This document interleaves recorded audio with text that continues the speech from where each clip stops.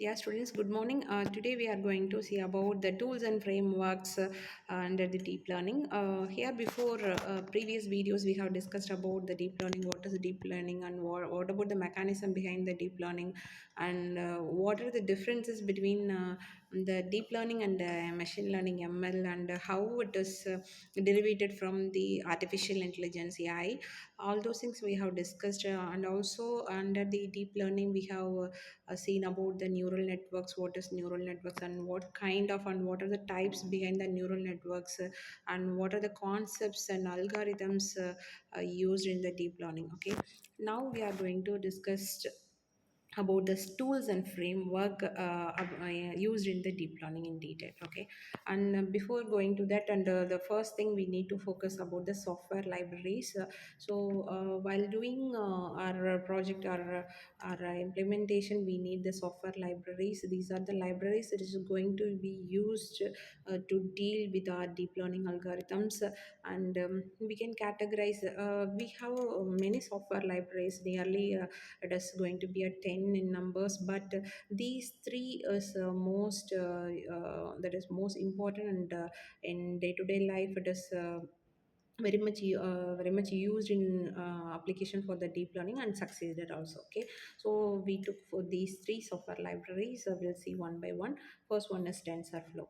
In this TensorFlow, the open source library for machine learning, extensive support for neural networks, easy deployment across platform. So it is the main thing is it can be easily deployed across platforms. That is why this TensorFlow have the prior role. And PyTorch. Coming to the PyTorch, the software libraries we have developed by Facebook AI Research Lab, dynamic computational graph for flexibility, strong community support. So these are the main feature the PyTorch has. That is why we are preferring PyTorch. And coming to the Krias, it is a high level neural networks, and the API runs on top of TensorFlow and CNTK and Tina user-friendly interface for fast prototyping. So these we have the different software libraries, but we need to be choosy which library have to use according to our data set. So how much that is the what about the size of data set and what type of problem we are taking, based upon that the software libraries, based upon the features of the libraries we can choose the software and we will implement it. Okay, so this is how here our human intelligence have to be the main role. Whatever the artificial intelligence is there, we human need to analyze, and we have to choose the right choice so that the outcome will be perfect. Okay, and coming to the development environment, we have the Jupyter Notebook, integrated development environment, and Google Colab. Okay, so coming after software implementation, we need to go for the development environment. So we'll see one by one what is Jupyter Notebook. Interactive computing environment supports over 40 programming languages, ideal for data cleaning and transformation. So it supports 40 programming languages, so that the Jupyter Notebooks is a very important role in implementing deep learning and machine learning algorithms, especially in the development environment. Okay, so coming to the integrated development environment IDE, it is a comprehensive facilities for software development.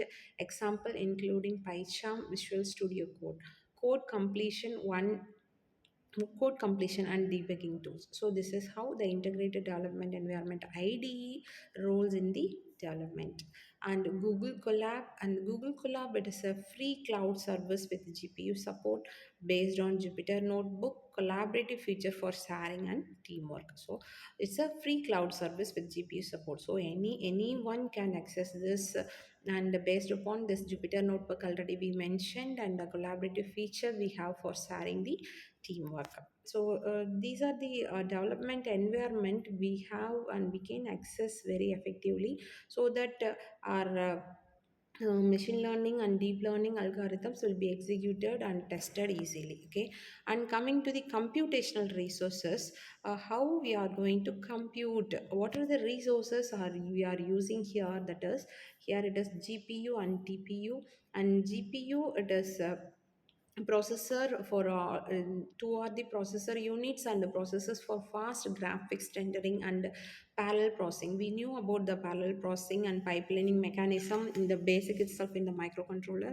We have learned about this. So the same concept we here also it is going to be implemented. And TPU, it is application specific integrated circuits developed by Google, essential for training large scale machine learning models. Okay, and cloud services, on-demand availability of computer resource.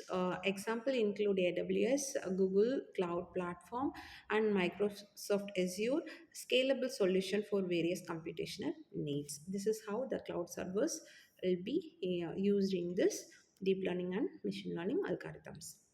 And coming to the distributed computing, this is the very much important while doing the distributed computing, because it utilizes the multiple computer system working on a shared task, enables a large scale computation and data storage. Framework includes Apache Hadoop and Apache Spark. Okay, so these are the computational resources we need to go thoroughly while using the artificial intelligence, that is machine learning and deep learning algorithms. Okay, so still now we have discussed about in this video about the software libraries, that is tools and framework which are, that is software libraries. Here the TensorFlow, PyTorch, Keras.